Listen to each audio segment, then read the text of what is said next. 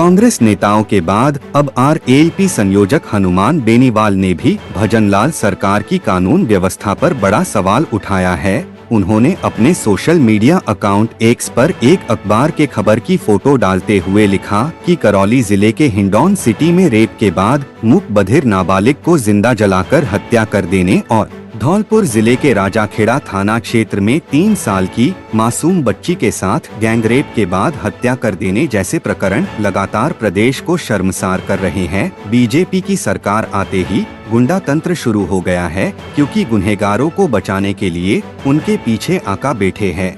राजस्थान में मानवता को झकझोर करने वाले ऐसे मामलों की पुनरावृत्ति होना यह साबित कर रहा है कि राजस्थान की कानून व्यवस्था वेंटिलेटर पर है। अब जनता में पुलिस का डर खत्म हो रहा है। कहीं कोई लाठी डांडों से पीटकर हत्या की जाती है तो किसी को टोल पर बुजुर्गों पर हमला किया जाता है। हाल ही की दिनों में हत्या, रैप, लूट जैसे मामलों में बढ़ोतरी देखी जा रही है।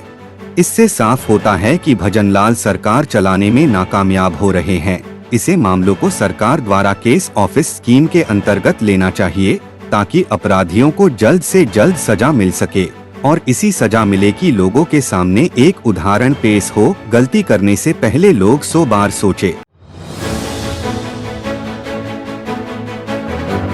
कांग्रेस नेताओं के बाद अब आरएलपी संयोजक हनुमान बेनीवाल ने भी भजनलाल सरकार की कानून व्यवस्था पर बड़ा सवाल उठाया है। उन्होंने अपने सोशल मीडिया अकाउंट एक्स पर एक अखबार के खबर की फोटो डालते हुए लिखा कि करौली जिले के हिंडौन सिटी में रेप के बाद मूक बधिर नाबालिग को जिंदा जलाकर हत्या कर देने और धौलपुर जिले के राजाखेड़ा थाना क्षेत्र में 3 साल की मासूम बच्ची के साथ गैंगरेप के बाद हत्या कर देने जैसे प्रकरण लगातार प्रदेश को शर्मसार कर रहे हैं। बीजेपी की सरकार आते ही गुंडा तंत्र शुरू हो गया है, क्योंकि गुनहगारों को बचाने के लिए उनके पीछे आका बैठे हैं। राजस्थान में मानवता को झकझोर करने वाले ऐसे मामलों की पुनरावृत्ति होना यह साबित कर रहा है कि राजस्थान की कानून व्यवस्था वेंटिलेटर पर है। अब जनता में पुलिस का डर खत्म हो रहा है। कहीं कोई लाठी डांडों से पीटकर हत्या की जाती है तो किसी को टोल पर बुजुर्गों पर हमला किया जाता है। हाल ही की दिनों में हत्या, रैप, लूट जैसे मामलों में बढ़ोतरी देखी जा रही है। इससे साफ होता है कि भजनलाल सरकार चलाने में नाकामयाब हो रहे हैं। इसे मामलों को सरकार द्वारा केस ऑफिस स्कीम के अंतर्गत लेना चाहिए, ताकि अपराधियों को जल्द से जल्द सजा मिल सके और इसी सजा मिले कि लोगों के सामने एक उदाहरण पेश हो। गलती करने से पहले लोग 100 बार सोचे।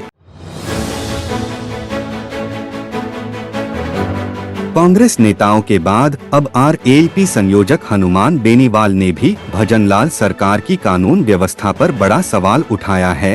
उन्होंने अपने सोशल मीडिया अकाउंट एक्स पर एक अखबार के खबर की फोटो डालते हुए लिखा कि करौली जिले के हिंडौन सिटी में रेप के बाद मूक बधिर नाबालिग को जिंदा जलाकर हत्या कर देने और धौलपुर जिले के राजाखेड़ा थाना क्षेत्र में 3 साल की मासूम बच्ची के साथ गैंगरेप के बाद हत्या कर देने जैसे प्रकरण लगातार प्रदेश को शर्मसार कर रहे हैं। बीजेपी की सरकार आते ही गुंडा तंत्र शुरू हो गया है, क्योंकि गुनहगारों को बचाने के लिए उनके पीछे आका बैठे हैं।